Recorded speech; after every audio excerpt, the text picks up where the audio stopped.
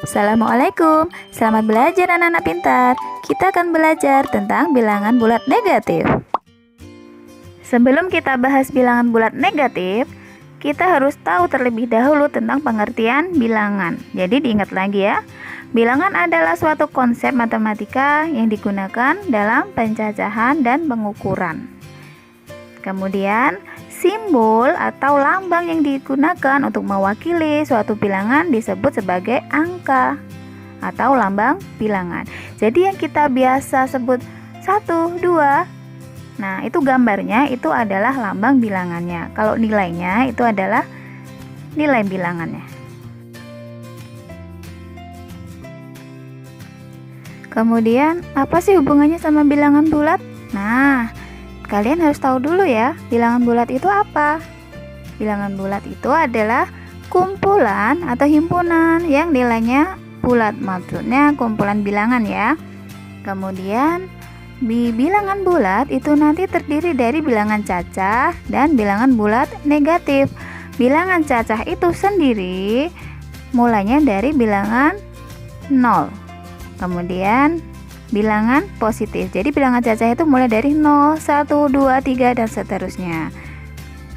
Sedangkan bilangan bulat itu ada bilangan negatif ya, bilangan bulat negatif, kemudian 0 dan bilangan bulat positif. Sekarang kita akan membandingkan bilangan bulat ya.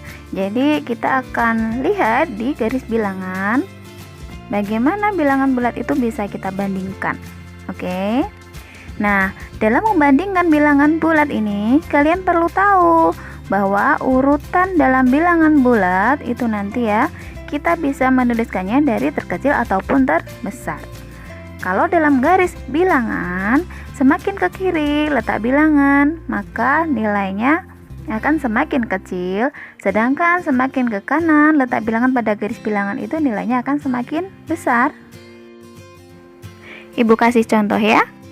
Negatif 3 pada garis bilangan tersebut letaknya adalah di sebelah kiri dari negatif 1.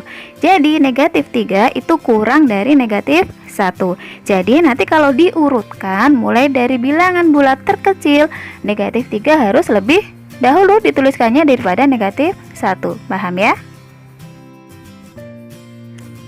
Sekarang kita akan bahas penggunaan bilangan bulat negatif dalam kehidupan sehari-hari. Jadi bilangan bulat negatif itu kenapa penting kita pelajari? Karena dalam kehidupan sehari-hari kita itu nanti membutuhkan tanda negatif itu untuk menuliskan suatu keadaan.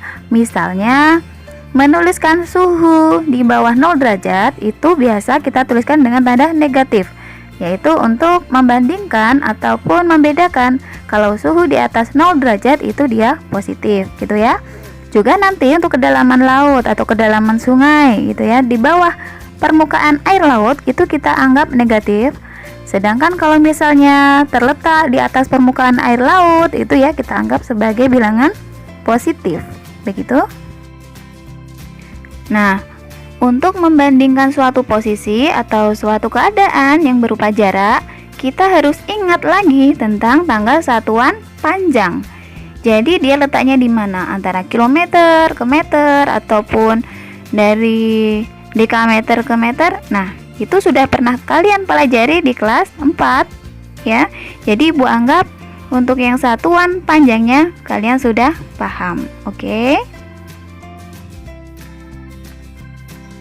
Demikian video pembelajaran kali ini, semoga bermanfaat. Wassalamualaikum warahmatullahi wabarakatuh. Salam semangat, salam matematika hebat.